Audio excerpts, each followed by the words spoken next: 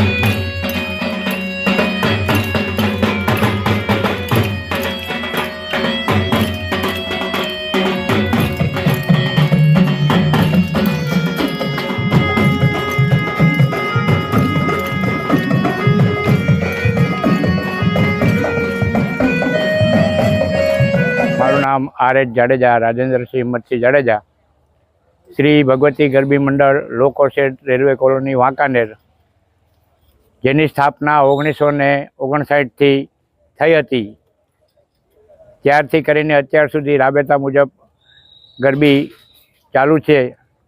અને છેલ્લા 39 વર્ષથી હું સંચાલક તરીકે આ શ્રી ભગવતી ગરબી મંડળ અમારા રેલવે કર્મચારીના તેમજ અમારા કાર્યકરોના સાથ અને સહયોગથી ચલાવી રહ્યો છું. અને આ શ્રી ભગવતી ગરબી મંડળની અંદર કોઈપણ જાતના નાત જાતના ભેદભાવ વગર દરેકે દરેક બાળાઓને પ્રવેશ આપવામાં આવે છે. આમાં કોઈપણ જાતનું ઊંચ નીચના કે જાતપાતના ભેદભાવ હોતા નથી. દરેક ધર્મની, દરેક વર્ણની બાળાઓ આ ગરબીની અંદર રમી શકે છે.